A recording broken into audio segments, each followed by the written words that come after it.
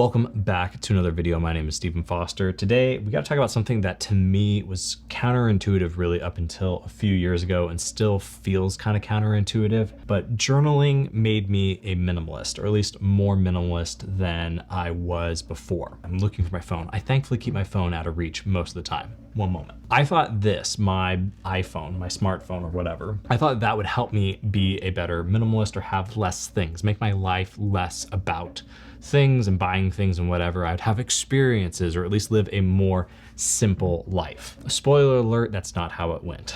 You see, I think it's really easy to show someone's phone and just be like, look at how simple my life is. I can do 100 things with this device, but they're not seeing what's inside of your head, what's in your noggin, what's going on inside of your body, your heart, your mind, your soul. So in this video, I wanted to talk about 5 different ways that journaling did make me more of a minimalist, or at least help me focus on a few things, do those things well, or at least better than I was doing them before when these were things that I just tried to do with my phone all the time. Because minimalism for me is not about like trying to condense my entire life down into having only a few things.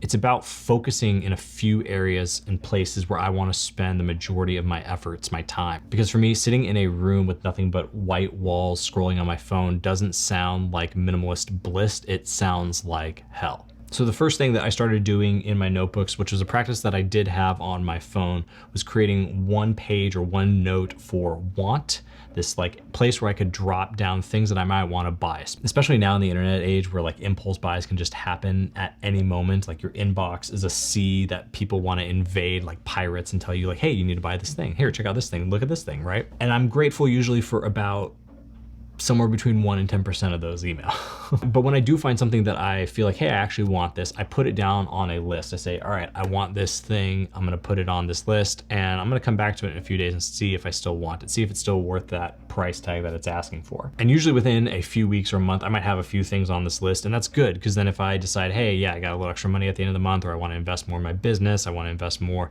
say like a date night with my wife, I can go to that want list. I know exactly what I want. I can go buy that thing, order that thing, go after that experience, whatever it is. And that's really good. But the second half of this first idea is having like a have page as well. This doesn't need to be like a complete inventory of everything that you possibly own. But for me, whenever I cross something off of that want list, I put it onto the have list. And that's especially powerful going back a quarter or even an entire year and looking at the things that you did buy and the things that you do have. And hey, maybe I actually need to go back and revisit some of those things because they could still give me value, or they're maybe no longer valuable for me, but I can give them to someone that I know and love or sell it or whatever. This little system alone just destroyed the like impulse purchase problem that I had. And it wasn't even really a problem, but like it really helped just like make sure that I just don't have any impulse purchases. So the second insight on this list is a reread list. This is very important, I think, especially if you have digital content, like if you've bought ebooks, audiobooks,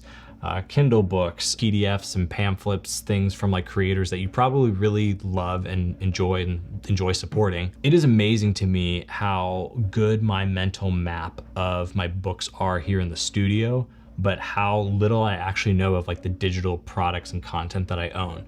For a little bit, I was buying books on Apple Books early on when the iPad first came out. I did buy a few books on Kindle. I've probably downloaded more books from Standard eBooks for free, which check them out.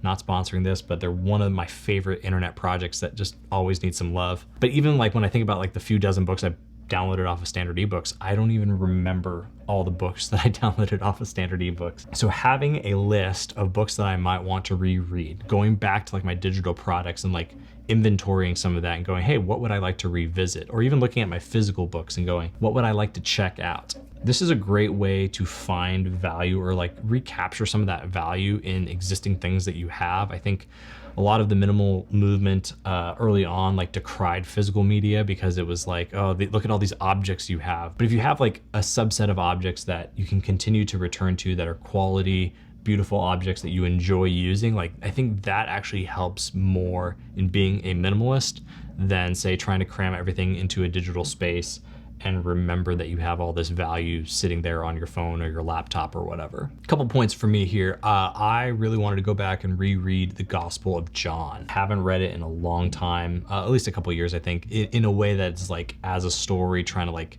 spend my time with it. And I have this beautiful Bibliotheca series over here. And I was like, I'm just gonna put that on the list and I'm gonna come back to that and enjoy that book. Same thing with like some of my friends. I'm like so fortunate now after 5 years or so doing this YouTube channel, having just amazing creator friends, and shout out to Becky Ishwara. I was going through her book in plain sight. It's somewhere up there. I'll link Becky's YouTube channel down below as well. But I have so many friends who've created so many beautiful, wonderful, and incredible things that I've either purchased or sponsored or helped create. And then I like feel like I read it once, or use that thing once, or do whatever something once, and then I rarely come back to those things. And so having a little list, a reread list, a return to list, going shopping, shopping the old digital library, shopping the library here, has actually helped me consume less and get more out of what I already have. Number 3 is still something I haven't seen a lot of in journaling videos and prompts. I think a lot of people are really like familiar with doing gratitude journaling, but I try to flip that on its head and think about encouragement journaling, or like putting down people's names and things that I want to encourage them in. This is twofold, because I feel like, one, it helps me think through how grateful I am for a particular person, but then it allows me to sort of batch the time that I spend on my phone reaching out to friends, family members, things like that. So I'm not just like constantly trying to field interactions and communication on the fly. I think that creates really shallow communication, and this is like a great example of how you can use your journals, your notebooks, to enhance using something like your phone to communicate with people.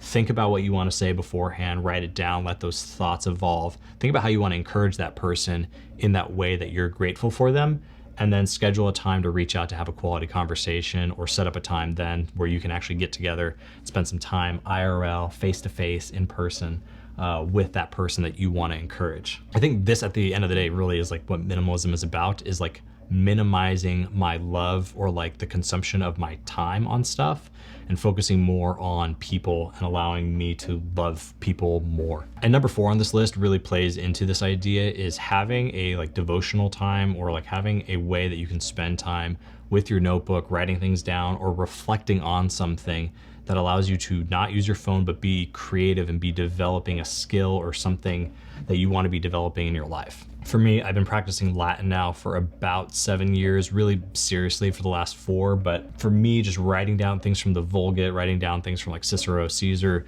stuff from antiquity and sort of like the ancient Roman times. Men think about the Roman Empire all the time, don't they?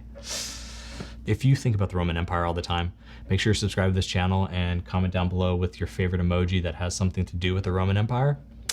Let's figure that one out. But you can use this for anything. You could use this for language learning. You could use this for wanting to memorize stuff. I've actually heard a lot of people doing this for like gaming journals. So like if you are in an immersive game, right now I'm playing a lot of Ghost of Tsushima because Assassin's Creed Shadows, I won't get into it, but the storylines in Ghost of Tsushima are so powerful, and there's like so much to reflect on in those stories, that I found myself actually journaling through a lot of these things about like what Jin's going through with like the Code of Bushido, but becoming a ghost, and like everything that's happening on the island with like the power struggles and like all of his people being wiped out. And ooh, it's just, there's so many moments that like just hit you so good. So yeah, even journaling through something like a video game, right? Allowing you to be more present with the storyline, allowing it to work on you. I think that counts. I think that allows you to get more out of something, so you are consuming less in the end. The last thing I'll put on here, and I think this is actually one of the most important things that I do, is I started keeping a date journal for my wife and I. This I think is valuable if you have a parent that you want to spend more time with, a sibling, a friend, a loved one. You probably already do this if you work in like a corporate environment, and hopefully like you have like a manager or a mentor, someone that you spend time with that's developing your career and your relationship in your career. But for me, it's my wife. I'm really bad at coming up with ideas on the fly.